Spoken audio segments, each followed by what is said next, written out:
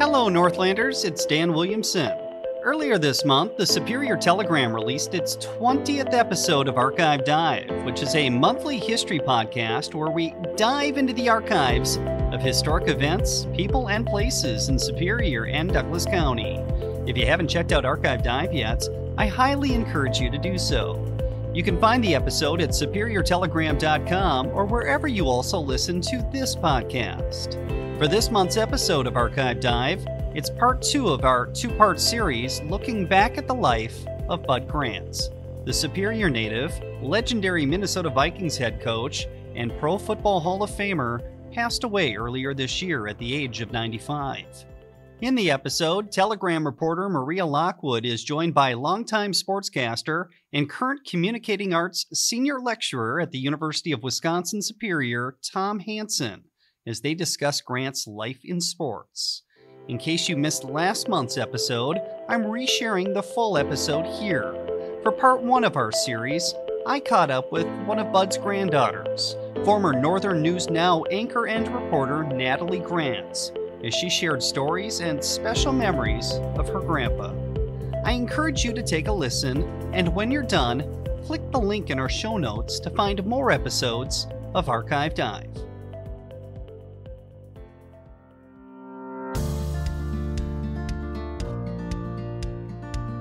Hello and welcome to Archive Dive. I'm digital producer Dan Williamson, filling in for Maria Lockwood for this month's episode. Each month, the Superior Telegram dips into files on historic events, people, and places in Superior and Douglas County. This is the first part of a 2-part series looking back at the life of the legendary Bud Grant.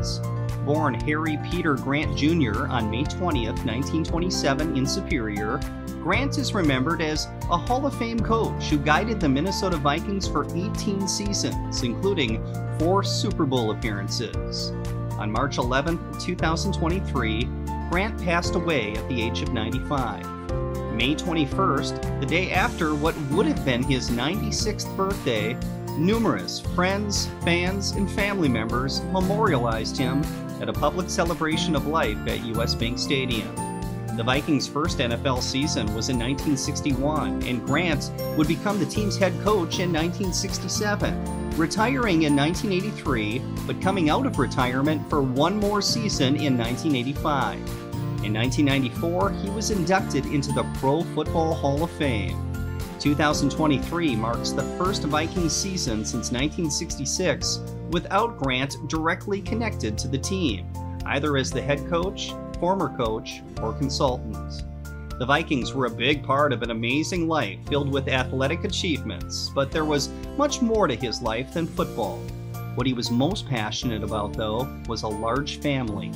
Bud and his wife Pat had 6 children, and from there, many grandchildren and great-grandchildren. One of his granddaughters is a familiar face to the Northland. Earlier this year, Natalie Grant accepted a position as a reporter and multimedia journalist for KXLY-TV, the ABC affiliates in Spokane, Washington. But for 4 years, she was an anchor and reporter at Duluth-based Northern News Now. Just weeks after her grandpa's passing, and just before heading west to begin her new career adventure, Natalie sat down with us to share special stories and memories of her grandpa Bud. Here is that interview. You are a granddaughter. Yes, the granddaughter of Bud Grant.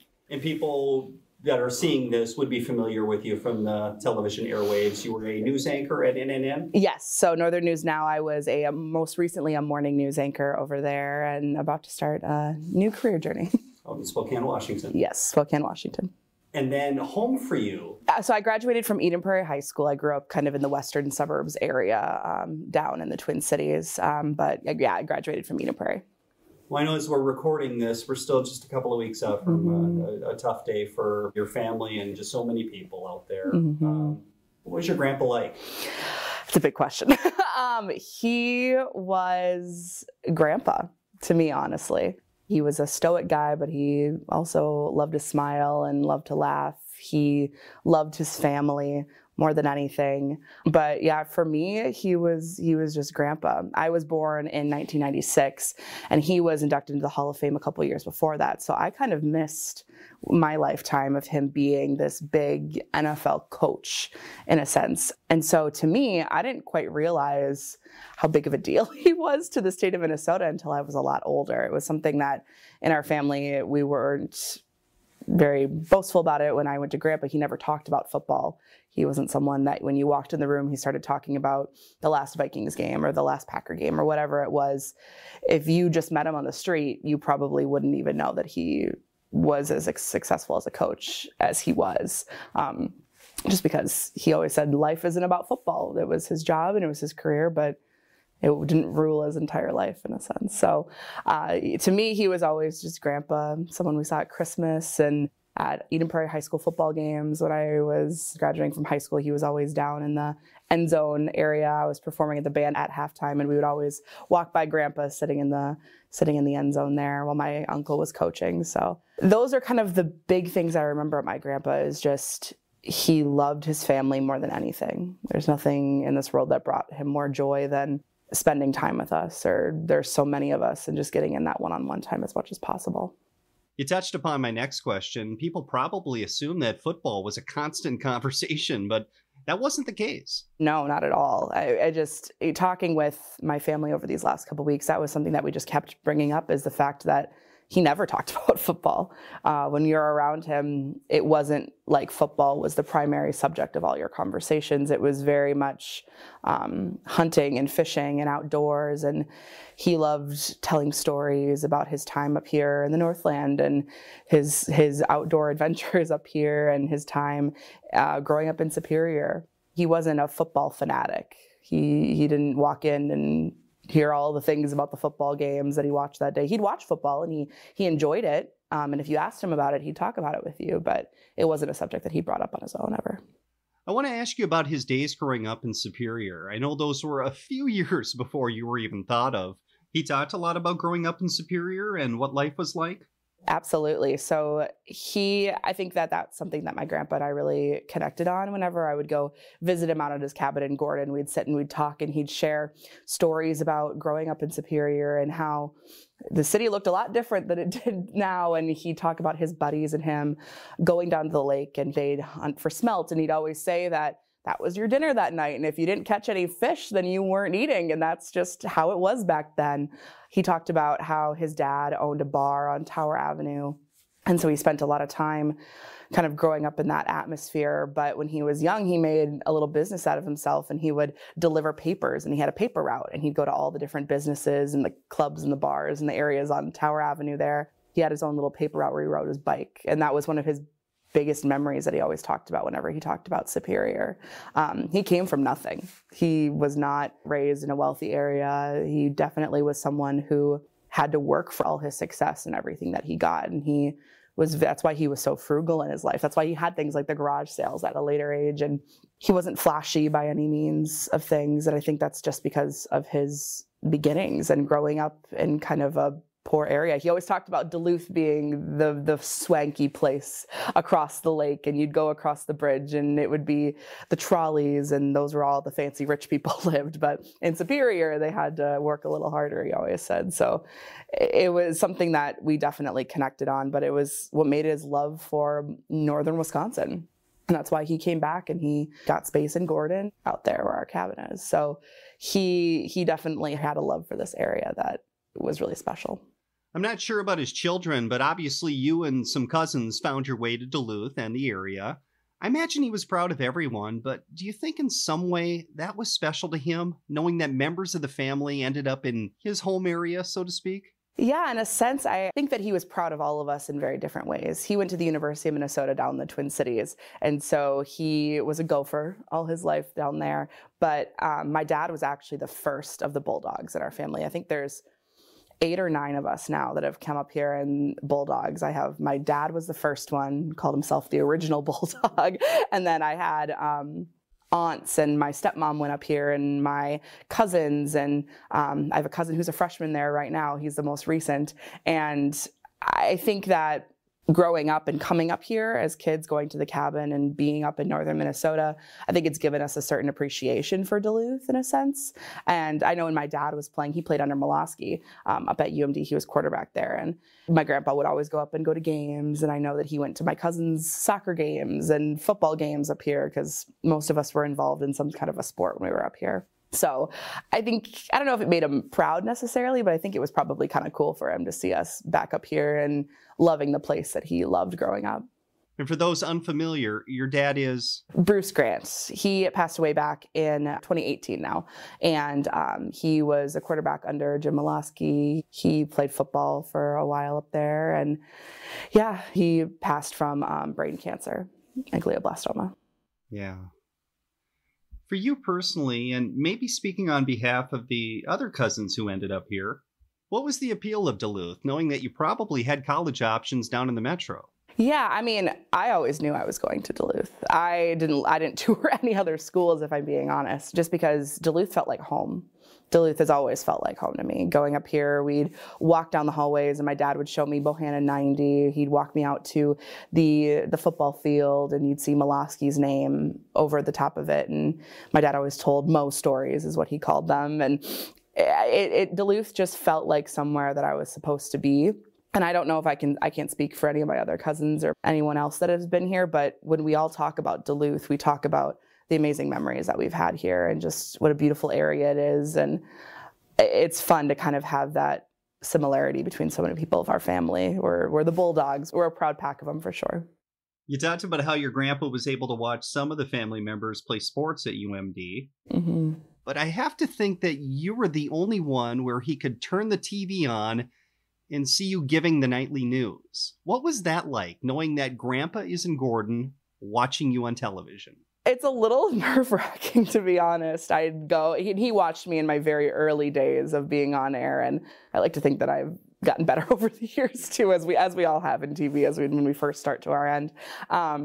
But he watched me a lot on the weekends. It was kind of fun. My cousins and my aunts and uncles would go up to the cabin, and they'd send me pictures of me doing the weekend news or doing a report, and he would never reach out directly and be like, "Great job, we watched you tonight," but when I was at the cabin, he'd kind of make little comments like, "Oh yeah, we watch you. Oh yeah, we see ya." And so it's like, oh, I always know Grandpa's watching if he's up there. But it was kind of fun to be able to know that he was there and offering support, because none of my other family lives up in this area, but my grandpa basically did for a good amount of the time that I was working here. So that was fun. But then when I moved to mornings, he's like, who gets up at that hour? So he didn't catch my morning shows very often. That surprises me. I figured he'd be up fishing at the crack of dawn and then flip on the morning newscast. Yeah, he liked silence. That's kind of one thing that I think a lot of people are surprised about is I think he loved the beauty of nature. And him and his partner, Pat, at the end, she talked about how they would just enjoy comfortable silence together. Because when you're that old, he's like, listen more than you talk. He's like, you'll learn a lot more if you listen versus talking. And so we'd walk in and there'd be no music playing, the TV would be down low, but he'd be watching the birds and he'd be watching the lake and he'd just be taking in nature or reading the paper or reading a book. So he really enjoyed kind of that comfortable silence with people and just being at a place that he loved. Just curious, did he get into technology? I mean, was he a texter? No. I remember the Vikings did a Zoom call for, I think it was his birthday or someone else's birthday, where they got a bunch of the Vikings greats. I think it was his most recent birthday. And he was on a Zoom call and I was stunned. He never had a cell phone. We always tried to convince him to get a cell phone because he'd be out in the woods hunting and we're like, what if something happens to you? No, not a technology person at all. His partner, Pat, she was definitely more of the communicator in a sense in that way. So I think she was the one who got him on the Zoom call. But yeah, that was a huge shock to me when I saw that one there. Now, the position he was in for so many years, he dealt with media a lot. I've never heard any stories where he had any issues with media, but how did he react when you said, Grandpa, I'm going to go into journalism. I'm going to be a news reporter? Yeah, he was always very supportive of all of us in our different career paths. I mean, in my family, there's people in every facet of the sector. As you can imagine, there's almost 60 of us total in our family. And I'm the only one who does anything as far as journalism or broadcast media goes. And he didn't really have a huge reaction, I'd say, but his big thing was that, yep, you just got to get a job and you got to start making money for yourself, and it doesn't matter what it is, but you got to be self-sufficient. But it was always really cool growing up and seeing the interviews that my grandpa would do or seeing the interviews that my uncle would do. It was always very interesting, and they'd drop like personalities that are down in the Twin Cities. Like Mike Max was a very good close friend of my grandpa, and Sid Hartman obviously was a close personal friend of ours. And I wish that I would have taken that in maybe at a younger age to learn a lot from people like Sid about journalism. But yeah, I think he's proud of us no matter what we do, which is kind of cool.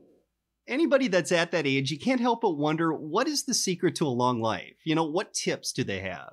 Do you recall him ever sharing, how do you get to 95? And maybe a second part of this question, what was the best advice that he ever gave you? I would say it was funny, actually. My uncle, during his funeral, gave a really nice speech, my Uncle Mike, and he touched on the fact of, to be the doctor of Bud Grant is a tall task, because he'll sit there and he'll tell you, oh, the reason I live so long is because I chew my food, or I don't eat a lot, or I don't know, like he had all these things that he would say that, I'm this old and I've made it this long because I watched nature and I got out in the sun, or things like that, which is kind of funny. But I think he just lived a very fulfilled life, and obviously he was very active throughout his entire life. And I don't remember him ever being sick in my years. And even if he was, I don't think that he let any of us know about it, just because that was kind of his age that he grew up. You kind of just get through it and you tough it out and you go on to the next thing. And that got passed down to even like my dad. From playing football, he had a broken thumb at some point. He would never get it fixed. I'm like, why don't you get your thumb fixed? And it was that same mentality of, oh, it's fine, it'll heal itself. I don't want to go to the doctor and get it all fixed up for them to do nothing about it. Just those kind of things are just kind of his generation. But as far as the best advice that he's ever given me, I think it goes back to, you learn more when you listen rather than talking. And that's something that I really try to apply in a lot of situations in my life, is especially being a journalist. When you stand back and you let people talk and you sit there and you listen rather than inputting your own opinions or inputting your own thoughts into things, that I think is something that has been really impactful for me in my life. He also, throughout his entire career, there's this quote that got thrown around with him talking about how the best leader is one that you wouldn't even know is there. And that's been really big for my life too, especially since he's passed. I've heard that quote so many different times, talking about leadership and how the best one is when you're supporting your team and when you're supporting the people behind you, and not necessarily making the whole thing about you, and the fact that your team could still succeed whether you were there or not, because at the end of the day, a leader is someone who is just able to kind of set the groundwork and watch a team flourish. And in the various leadership roles that I've had in my life, I wish I would have paid more attention to quotes like that sooner, because I think that would have been really impactful for me. And I hope to apply it to different areas of my life going forward too. Yeah, grandparents are such special people. Mm-hmm. All four of mine are gone, and I miss them terribly. The difference is, though, your grandpa, I mean, in some ways, you shared your grandpa with the Viking fan base and the region. When did you know that grandpa was a big deal? I think it was when I was in like early elementary school. I started to kind of figure it out a little bit. That I guess in my generation, a lot of kids never watched him growing up or anything like that. But it was when we went to sporting events, when we went to Vikings games, things along those lines, it kind of started to click for me. But it's been very cool this last couple of weeks just to see the outpouring of love and support. Because like I said, back in the day when he was coaching, I'm sure that was very prominent, but I never got to experience that side of Grandpa.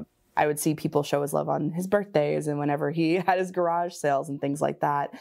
But it's been really cool to just see how much love there is in the state of Minnesota and beyond for him from Vikings fans or just Minnesotans in general.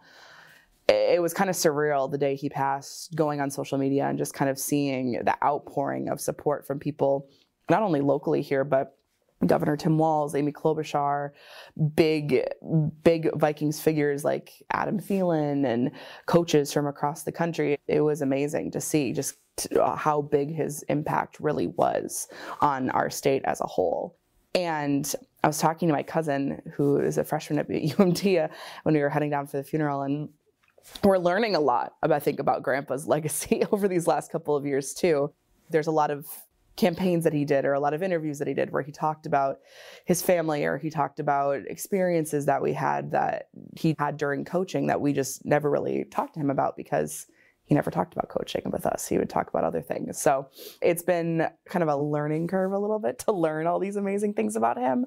But also it's been amazing just to see that the love that I have for my grandpa isn't just shared by our family. It's shared by so many people across the state. It's been pretty amazing. Did you ever have the experience with him where maybe you're out for dinner and heads are turning and strangers approach? Not that I remember specifically. I guess my memories with my grandpa are very centered around things like time up at the cabin in Gordon and holidays at his house or relatives' house, or when he would come over for dinner at our house. We didn't really go out into a lot of public settings like that a ton. But I could imagine, I worked a couple of his garage sales. That was one of the biggest things that I remember. And I remember the last one that he had, I was security. At the end, I walked up to him and I said, "Grandpa, what can I do to help?" And he threw a yellow vest at me, and he's like, "Go make sure people don't steal things." He's like, "Go stand at the bottom and make sure people don't take things without paying for them."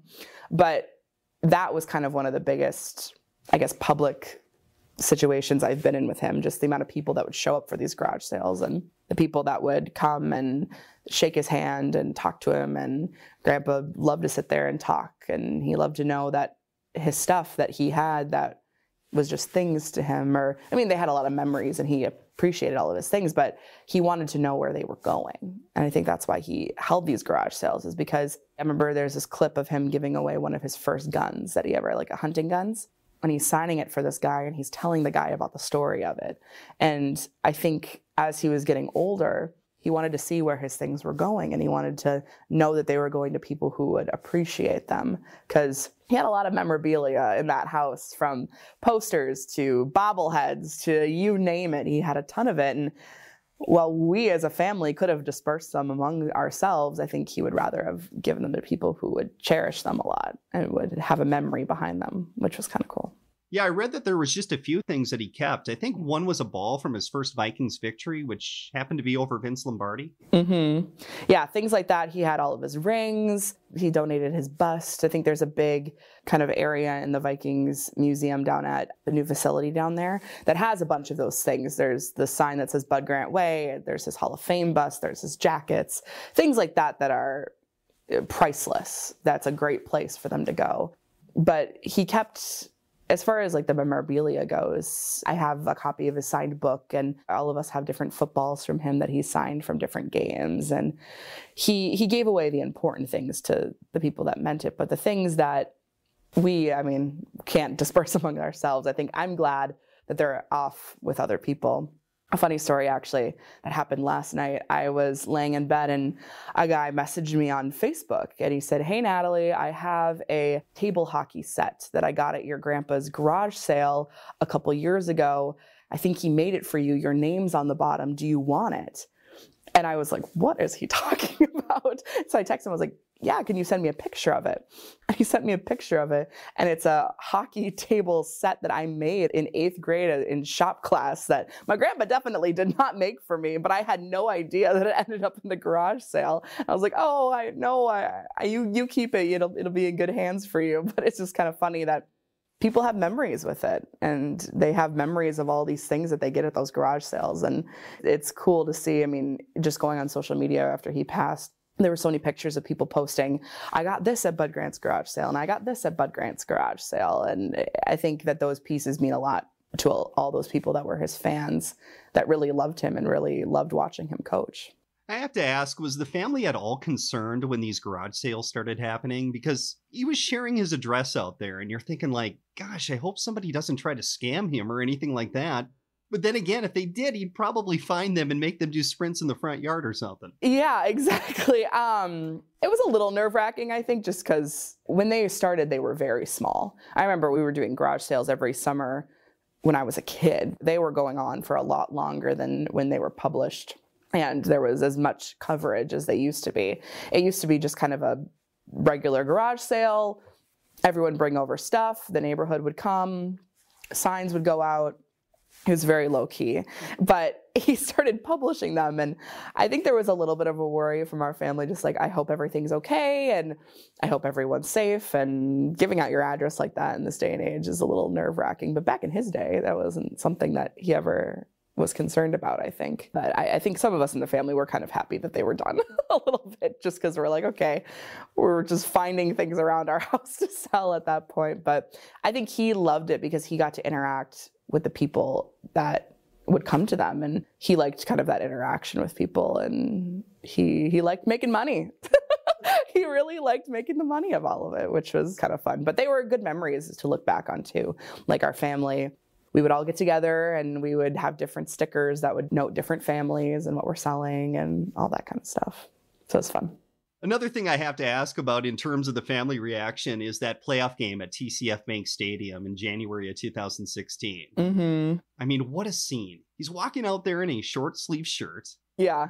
We're not the family, though. Are you guys thinking, Grandpa, you're nuts? It's whatever the temp was that day. No, he's built Minnesota strong. I mean, I don't know if we were necessarily worried, but I remember that day I was old enough to have a cell phone. I was old enough to be on social media on that day. And I remember my text just blowing up with people texting me pictures, saying that my grandpa's just amazing and a true figure of Minnesota.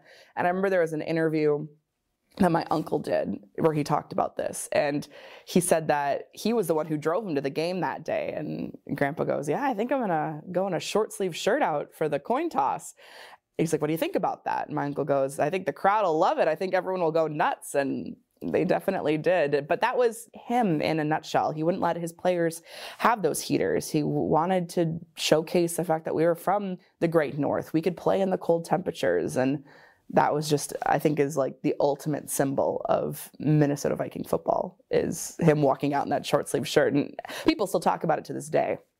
Anytime they bring up that they find out that my grandpa is Bud Grant, they're like, oh, when he walked out in that short sleeve shirt at TCF Bank Stadium when it was so cold. And it was a cool moment for all of us, I think. I think if you look at his history and his wiki, I mean, in a lot of ways, it's like he's the human form of Forrest Gump. He did so much, and he's been everywhere. Everywhere. I mean, he has an NBA championship, right? And he coached CFL championship teams. When you've learned about your grandpa, or you've heard stories, what was most surprising to you to learn? Well, I just found out a couple of years ago that he played for the Eagles back in the day. I had no idea. I was like, you played basketball and you played for the Eagles. I knew about all the Winnipeg stuff because he loved talking about Canada. My dad was born up in Winnipeg when he was up there. And so it's amazing to see just this array of all the things that he did. I mean, he was a fantastic baseball player. He was a fantastic basketball player. He coached and played football in so many different areas. I was actually able to go up to Winnipeg a couple of years ago and see the statue that they have outside of the stadium out there. And it was cool just to explore the town and explore Winnipeg, because this is a place that he loves a lot, and he loved being there, and a big part of his career was there. And so it's been amazing just to see all the different things that he did. He was talented in so many different ways. He was a talented athlete. He was a leader. He was a family figure for our family. He was a fantastic outdoorsman and a hunter. And he did a lot in his time. In those 95 years, he crammed a lot in there. And it's cool to see. And not a lot of people get their grandparents' lives documented the way that we do.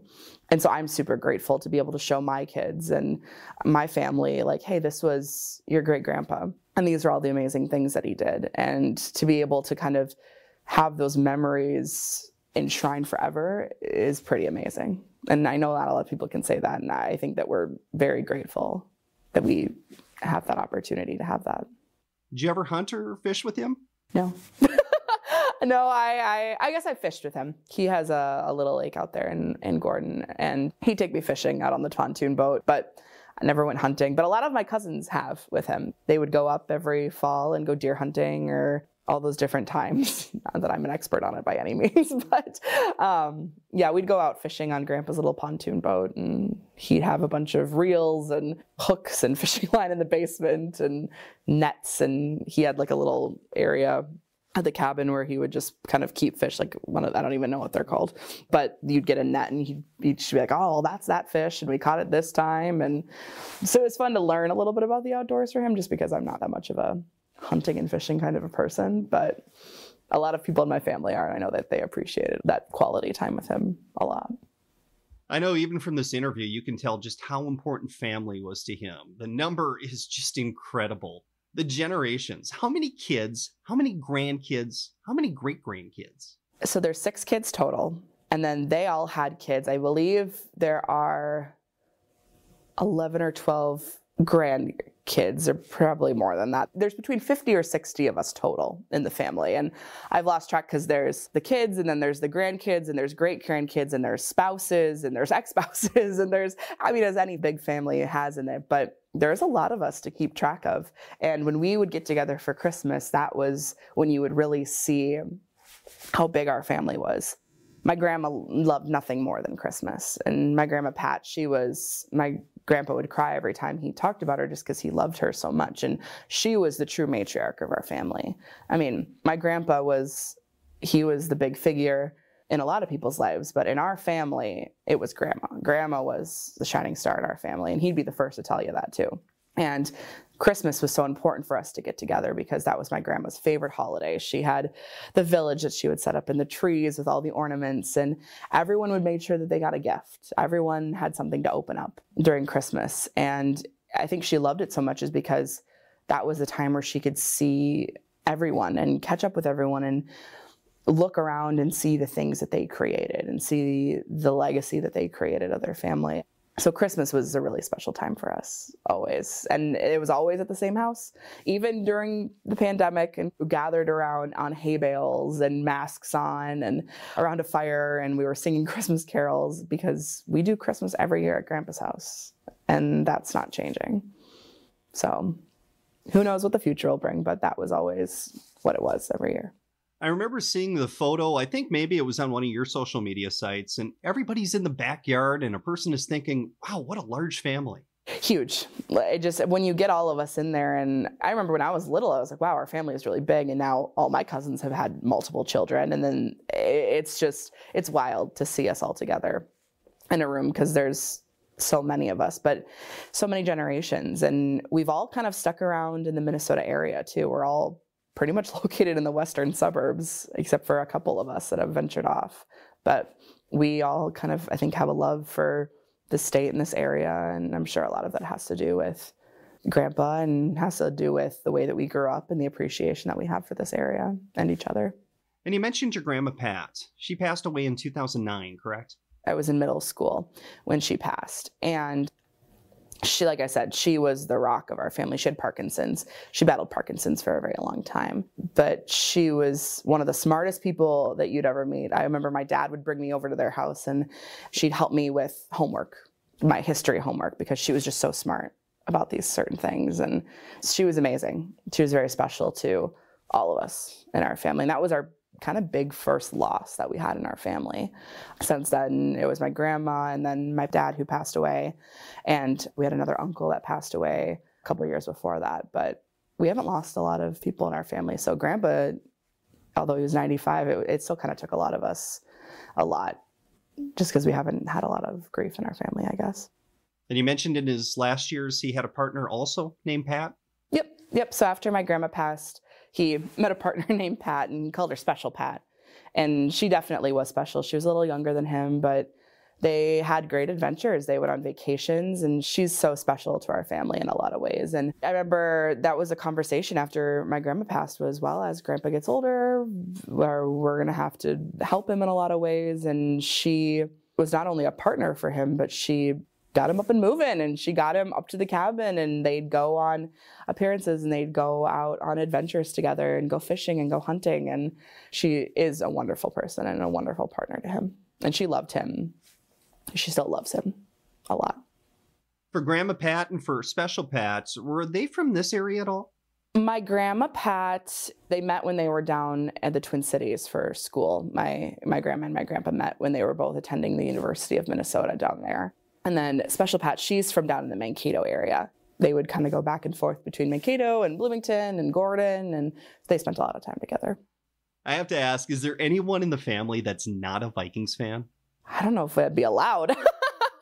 No, I mean, my grandpa, he was never the kind of person that's like, you have to be a fan of the Vikings. I mean, I think all of us were, just because of our family ties. That's fair.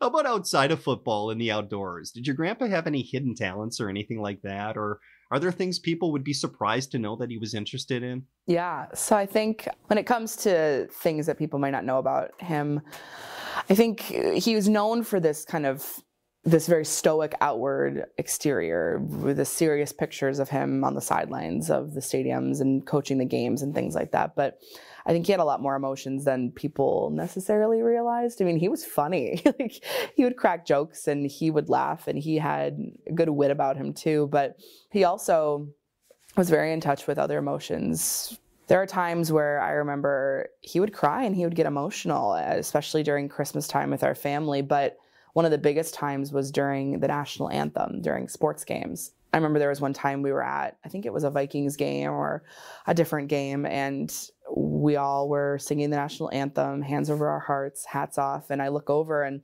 Grandpa's crying. There's just tears running down his face, and he had a love for this country. He was a veteran, and he had a love for the game and the appreciation of this country that I think a lot of people don't realize. I mean, that's why when he coached his Purple People Eaters, they were in the formation when they would sit there and they'd stand and they would put their hands over their heart and they would sing the national anthem, and that was just an expectation on his team. But emotions, like he got emotional in a couple different areas, and I think that's something that not a lot of people would expect from him, just because he has that stoic presence about him in a lot of people's minds. But I mean, when my grandma passed, when my dad passed, situations like that, obviously those emotions show through again. But definitely during the national anthem, I mean, that's how we opened his funeral, was singing of the national anthem, and there were American flags everywhere, just because that was something that filled him with a lot of pride to be a veteran and to be someone who cared about the flag and things like that.